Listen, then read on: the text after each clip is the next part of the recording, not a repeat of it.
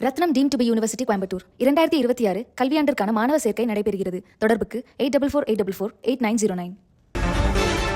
முதல்வரின் ஒப்புதலுடன் தான் உயர்கல்வித்துறை அமைச்சர் வேந்தர் தொடர்பான கருத்தை முன்வைத்திருக்கிறாரா என்று கேள்வி எழுப்பியிருக்கிறார் ரவிக்குமார் எம்பி. பல்கலைக்கழகங்களின் வேந்தராக முதல்வர் தொடர்பாக முந்தைய அரசின் நிலைப்பாட்டுக்கு அமைச்சர் எதிராக பேசியிருக்கும் நிலையில் உயர்கல்வித்துறை அமைச்சர் விஸ்வநாதனின் பேச்சுக்கு விசிக எம்பி ரவிக்குமார் கண்டனம் தெரிவித்திருக்கிறார். தமிழ்நாடு போராடி பெற்ற உரிமையை கைவிடுவதா என்றும் அவர் கேள்வி எழுப்பியுள்ளார். முன்னதாக உயர்கல்வித்துறை அமைச்சர் விஸ்வநாதன் வேந்தர் தொடர்பாக என்ன பேசினார் பார்ப்போம்.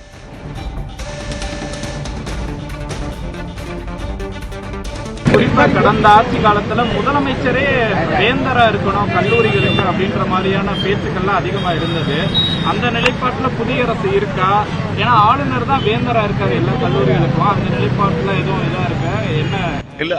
இப்ப புதிய அரசு, எங்கள் அரசு பொறுப்பேற்ற பிறகு கொள்கை முடிவுகளை மாண்புமிகு முதலமைச்சர் அவர்கள் எடுப்பார்கள். கடந்த அரசினுடைய முறைகளை நாங்கள் பின்பற்ற வேண்டிய கட்டாயம் எங்களுக்கு கிடையாது. எங்கள் அரசு, புதிய அரசு அமைந்த பிறகு மாண்புமிகு முதலமைச்சர் திரு சி ஜோசப் விஜய் அவர்கள் கண்டிப்பாக அமைச்சர்கள், அரசு உயர் அதிகாரிகள், உயர்கல்வி அமைச்சகத்தினுடைய வழிகாட்டுதலை நெறிமுறைப்படுத்துவார். மாண்புமிகு முதலமைச்சர் அவர்களின் வழிகாட்டுதலின்படி விரைவில் அறிவிப்புகள் உங்களுக்கு வெளிவரும்.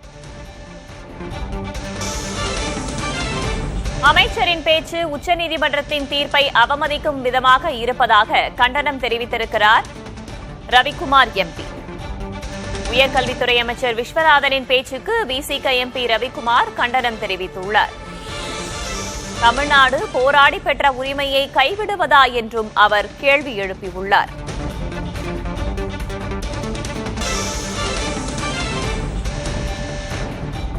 முதல்வரின் ஒப்புதலுடன் தான் உயர்கல்வித்துறை அமைச்சர் இவ்வாறு சொல்கிறாரா என்றும் ரவிக்குமார் எம்பி கேள்வி எழுப்பியுள்ளார். அமைச்சரின் இந்த பேச்சு உச்சநீதிமன்றத்தின் தீர்ப்பை அவமதிக்கும் வகையில் உள்ளதாகவும் அவர் கருத்து தெரிவித்திருக்கிறார்.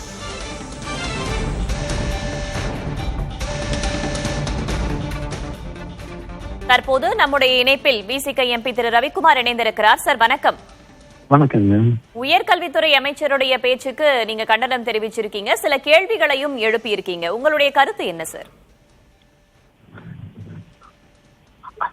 மாநில பல்கலைக்கழகங்களுக்கு வேந்தர்களை நியமிக்குவது தொடர்பாக சில சட்டங்களை கடந்த ஆட்சி இயற்றியது. அந்த சட்டங்களுக்கு ஆளுநர் ஒப்புதல் தராமல் கிடப்பில் வைத்திருந்தார். நீண்ட காலத்துக்கு பிறகு உச்ச நீதிமன்றத்துக்கு தமிழ்நாடு அரசு சென்றது.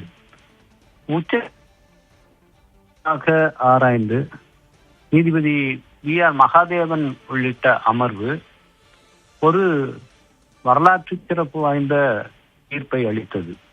அதிலே ஆளுநர் நீண்ட காலமாக மாநில அரசினுடைய மசோதாவை இடத்தில் வைத்திருக்க கூடாது, அதற்கு ஒப்புதல் தர வேண்டும் என்று அதில் செய்யப்பட்டது. அது மட்டுமல்லாமல் மாநில அரசு இயற்றி நீண்ட காலமாக கிடப்பில் இருந்த சுமார் 10 மசோதாக்களுக்கு உச்ச நீதிமன்றமே அனுமதி வழங்கி அவை சட்டமாகிவிட்டன என்று உச்ச நீதிமன்றம் தனது சிறப்பு அதிகாரத்தை பயன்படுத்தி அந்த தீர்ப்பை வழங்கியிருந்தது.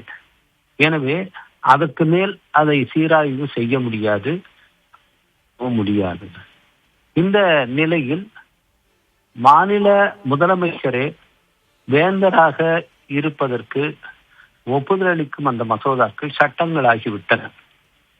அதன் அடிப்படையிலே இன்றைக்கு மாநிலத்தில் இருக்கின்ற மாநில பல்கலைக்கழகங்களுக்கு முதலமைச்சரே வேந்தராக இருக்க முடியும் என்ற முன்னுதாரணம் இந்தியா முழுமைக்கும் தமிழ்நாடு அரசால் உருவாக்கப்பட்டது.